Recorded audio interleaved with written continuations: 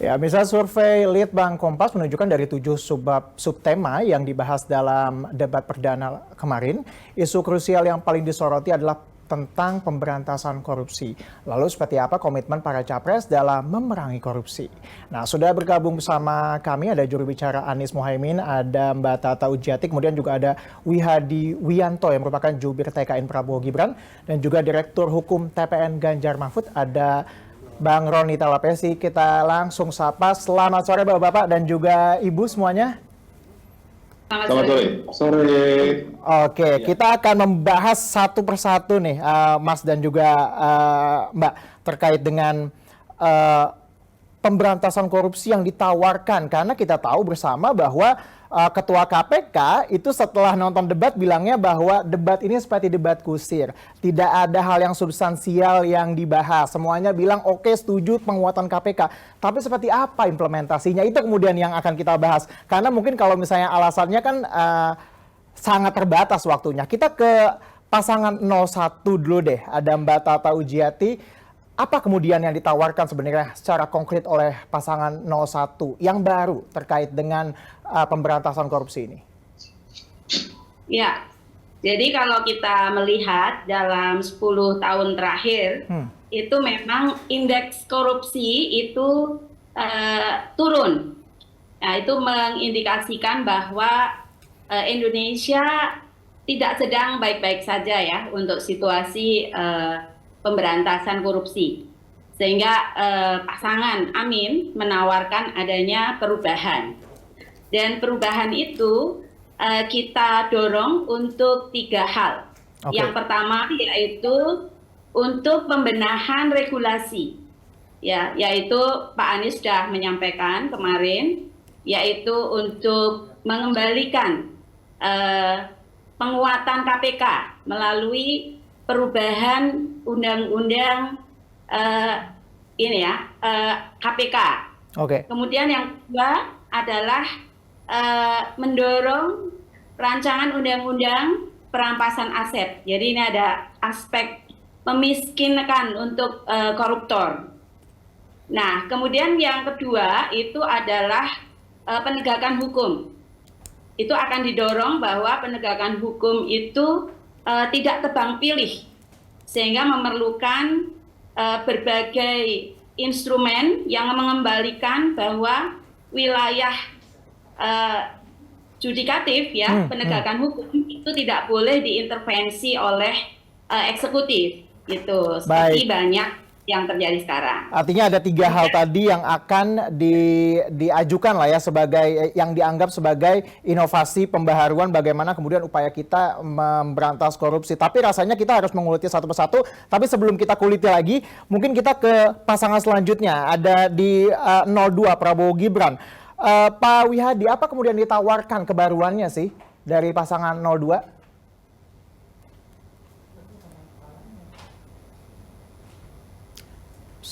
Ya, kita belum bisa mendengar nih suara Pak Wihadi di sini. Ya. Oke, silakan Pak. Jadi begini, di kami kan jelas bahwa kami akan menyempurnakan yang sudah ada saat ini. Nah, kalau kita melihat saat ini, undang-undang yang ada sekarang untuk penanganan korupsi itu sudah ada beberapa undang-undang yang, dan kita melihat bahwa undang-undang itu sudah cukup baik. Tetapi di sini yang perlu kita juga tekankan adalah penguatan pada penegakan hukum. Di sini ada KPK, di sini ada kejaksaan, dan di sini ada kepolisian. Nah, inilah yang disampaikan juga oleh Pak Prabowo bahwa penguatan kepada 3 penegakan hukum ini tentunya diperlukan. Tapi komitmen kita dalam penanganan masalah korupsi itu jelas bahwa korupsi itu tidak boleh lagi. Dan saya kira Pak Prabowo juga sudah jelas pada saat debat pun mengatakan secara jelas bahwa Pak Prabowo akan berkomitmen untuk memberantas korupsi. Tidak akan ada korupsi, tidak boleh korupsi. Dan kalau kita lihat, satu-satunya yang saat ini, calon presiden yang tidak pernah diperiksa oleh KPK, calon presiden dan presiden itu adalah 02, nomor 2, Pak Prabowo dan Gibran.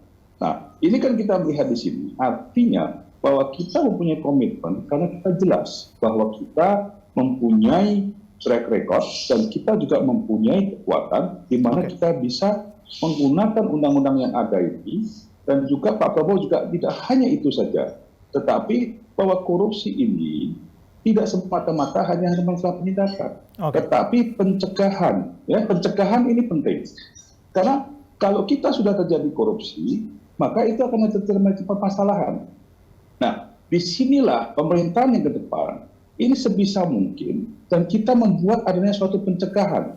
Karena pencegahan ini sangat penting. Jadi kalau kita bisa mencegah, maka keuangan negara akan bisa diselamatkan. Kalau sudah terjadi korupsi, maka yang terjadi adalah korupsi itu sudah terjadi dan keuangan negara sudah ada kehilangan keuangan negara. Jadi dalam hal ini kita harus jelas bahwa yang namanya pemberantasan itu tidak hanya pemberantasan, tetapi juga kita mesti harus ada pencegahan. Baik. Karena dengan mencegah, kita sudah menyelamatkan uang negara. Dan ini adalah sesuatu hal yang memang adalah menyempurnakan yang sudah ada sekarang ini. Dan berbagai macam perubahan-perubahan undang-undang kita siap kalau kita sesuaikan dengan situasi yang memang harus kita lakukan dalam melakukan penyempurnaan dalam masalah undang-undang. Tetapi yang terpenting adalah aparat penegakan hukum ini yang juga mesti harus diperjelas dan diperkuat untuk penanganan ini. Oke, yang saya tangkap artinya bahwa kalau misalnya dari 02 sendiri melihat bahwa saat ini sebenarnya undang-undang KPK, to be exact, itu sudah lumayan relevan dan juga masih terus bisa dipertahankan. Hanya diperkuat saja kemudian bagaimana penegakan hukum yang ada dalam hal ini mengkolaborasikan antara KPK, Kejaksaan, Kepolisian, dan para penegak hukum lainnya. Dan juga yang saya tangkap tadi lebih banyak di pencegahan. Begitu ya, Pak ya? Oke, selanjutnya mungkin kita... Ya. Oke, setelah kita kasih kesempatan dulu untuk pasangan 03. Ada Bang Roni, silakan. Apa kebaruan yang ditawarkan sebenarnya oleh 03? Karena kemarin pas debat kan cuman 2 menit lah.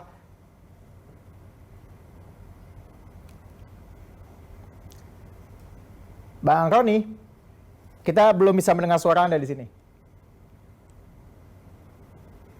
Oke. Buat kami adalah apa yang sudah bagus di pemerintahan saat ini akan kita tingkatkan, kita sempurnakan. Apa yang masih kurang tentunya kita akan optimalkan, diperbaiki dengan cara dipercepat. Jadi bicara soal penegakan hukum, soal soal korupsi, ini menjadi prioritas buat kami. Ketika paslon yang lain baru bicara visi misi, ini bicara soal apa yang akan dilakukan, kan dari paslon kami sudah melakukan hal tersebut. Pencegahan korupsi ini sudah dilakukan oleh Pak Ganjar ketika masih di Jawa Tengah dengan ada kurikulum masuk ke sekolah yaitu budaya anti korupsi, dan juga pun ada 20 bicara soal bagaimana melakukan korupsi. Mas Ganjar sudah melakukan di Jawa Tengah, tapi dimulai dari desa, karena ini perlunya edukasi dari tingkat paling bawah gitu loh, bottom up gitu loh. Kemudian kita lihat track record Mas Ganjar beberapa kali dapat penghargaan dari KPK karena indeks prestasi tentang pencegahan korupsinya berhasil di Jawa Tengah 97%. Kemudian kita lihat juga kalau Pak Mahfud sebagai Menko Polhukam bagaimana beliau juga pun berhasil mengawal proses kasus-kasus korupsi ya, yang mega korupsi kalau kita bisa bilangnya. Dan juga kita lihat bagaimana ini merupakan pasangan yang saling melengkapi, dan juga pun kalau kita lihat background-nya ada sudah pernah melewati legislatif, yudikatif, eksekutif, tentunya Mas Ganjar dan Pak Mahfud akan melihat mana yang bolong-bolong ini, nah nanti ke depannya yang akan kita perbaiki. Jadi tentunya hal-hal yang perlu kita perbaiki akan kita perbaiki, dan ini akan kita percepat untuk menuju Indonesia unggul. Seperti itu mungkin yang harus kita perjelas lagi nih, penguatan. Dari tadi kita berbicara mengenai penguatan, tapi langkah-langkah seperti apa kemudian yang disebut sebagai penguatan? Jangan-jangan itu juga yang pernah terjadi kan, kita mengatakan bahwa KPK pada saat itu diperkuat dengan revisi undang-undang, tapi nyatanya kita ketahui bahwa sekarang banyak permasalahan di dalam institusi KPK. Itu akan kita bahas, tapi kita kembali dulu ke Mbak Tata. Mbak Tata, ini kan kita melihat bahwa yang paling disoroti dari pasangan 01 itu adalah kemudian revisi undang-undang KPK. Anda pasangan Anda yang paling bold gitu mengatakan bahwa kita mengkritisi revisi undang-undang KPK yang dihasilkan. Nah, apa kemudian yang menurut Anda dari pasangan Anies Caimin ini akan direvisi dari hasil revisi yang kemarin? Ya, salah satu yang banyak dikritisi soal revisi Undang-Undang KPK yang terakhir itu adalah membuat KPK yang seharusnya berada di ranah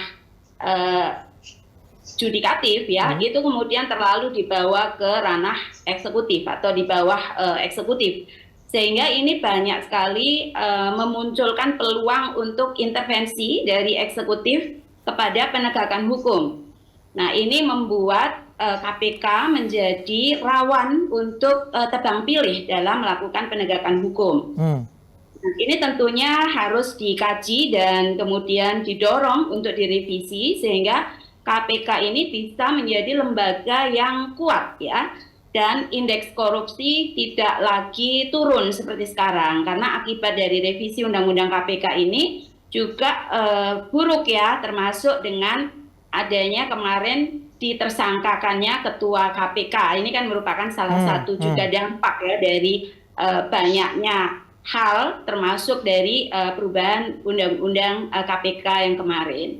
Baik. Dan Pak Anies juga menginginkan adanya penguatan masyarakat sipil dalam keterlibatan untuk memberantas korupsi dan mencegah korupsi. Ini juga perlu didorong yang melibatkan berbagai pihak. Itu dua hal ya yang. Oke. Kita selanjutnya ke Pak Wihadi. Kalau kita ngomongin mengenai revisi Undang-Undang KPK, kalau dari pasangan jagoan Anda, Prabowo Gibran, stensisnya di mana sih sebenarnya soal revisi Undang-Undang KPK? Artinya bahwa ini sudah bagus nih, akan dipertahankan. Dan apa kemudian yang akan diperbaiki dari pencegahan dan juga kemudian pemberantasan korupsi? Hingga saat ini kalau kita melihat revisi Undang-Undang KPK ini adalah revisi yang memang sudah dilakukan adalah penyempurnaan. Artinya pada saat ini dengan undang-undang yang baru itu yang dulu tidak ada SP3 sekarang SP3. Karena ada juga beberapa hal yang kita lihat bahwa kasus-kasus KPK yang memungkinkan adanya kekeliruan dan ini juga beberapa kali ada terjadi. Nah ini adalah memungkinkan dalam undang-undang. Dan kalau tadi disampaikan oleh Ibu Tata mengenai masalah ASN, yang disampaikan ASN untuk di KPK, itu bukan berarti menarik pada permasalahan yudikatif ke permasalahan eksekutif. Karena kita melihat bahwa yang namanya semua daripada pegawai yang ada di MA pun itu juga ada ASN-nya. Jadi saya kira ini harus dipisahkan. Dan ini adalah sesuatu hal yang mungkin penyempurnaan yang terjadi adalah penyempurnaan yang kita lihat bahwa perlu di sini bahwa juga ada penguatan-penguatan. Penguatan-penguatannya tentunya di mana? Nah kemudian kita harus lihat juga bahwa saat ini pun KPK juga dikuatkan dengan adanya Dewas. Nah kasus yang terjadi sekarang ini kan juga ada satu hal yang kita memerlukan adanya Dewas. Nah inilah yang saya lihat bahwa undang-undang yang saat ini ada sudah saya kira sudah ada sesuatu hal kemajuan dalam era demokrasi ini dan penegakan hukum dalam masalah korupsi. Namun dalam hal artinya ini, bahwa kan, kita melihat bahwa KPK memang perlu diperkuat dan salah satu diperkuat adalah bagaimana memperkuat aparat KPK untuk dapat melakukan penindakan-penindakan korupsi ini, baik dalam masalah juga pencegahannya. Ini yang mesti harus diperkuatkan. Baik, Pak Wihadi, selanjutnya kita mau beri kesempatan ke Bang Roni. Bang Roni, gimana nih pandangannya terhadap revisi Undang-Undang KPK yang kemudian menjadi banyak sorotan pada saat debat pun ini kan menjadi salah satu yang disorot? Ya, tentunya fokus kami adalah bagaimana juga memperkuat KPK dengan salah satu ya revisi KPK ya. Kalau kita saat ini koalisi ramping, jadi kedepannya lebih mudah apabila kita mau ambil kebijakan-kebijakan terkait dengan revisi undang-undang KPK gitu. Kami tidak karena dari yang terlihat kita koalisi yang paling ramping ya, karena tidak akan terbebani dengan koalisi yang besar tentunya. Kalau saat ini kan kita lihat bagaimana revisi undang-undang KPK yang dimana itu ditarik di bawah eksekutif itu yang menjadi catatan sehingga beberapa kasus yang menurut masyarakat ini menjadi kasus yang tidak bisa maksimal gitu loh.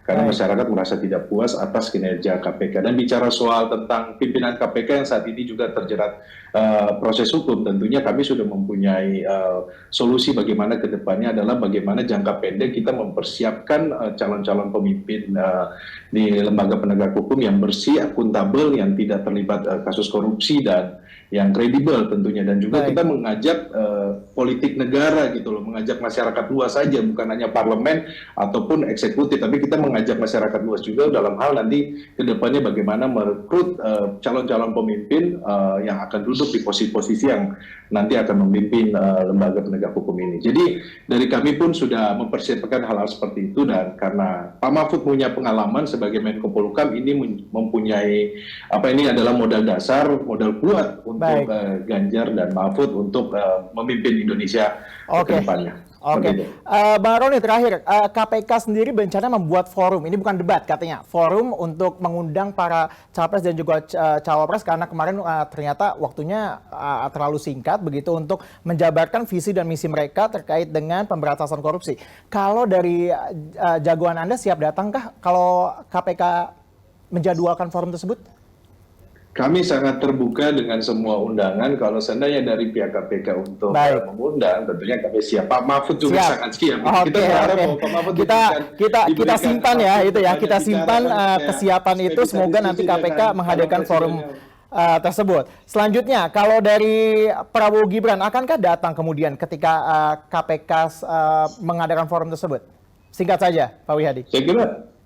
Saya kira undangan dari KPK tentunya kita apresiasi dan kita akan juga datangkan. Dan permasalahannya juga kita mesti harus melihat jadwal. Jadi saya kira undangan dari KPK tentunya juga merupakan undangan yang sangat penting, dan kita tentunya mengapresiasi dan kita akan datang. Jadi tapi semuanya ini kan pasti dengan komunikasi dengan KPU. Baik. Kalau untuk dari 02 siap datang, kalau 01 gimana, Mbak Tata?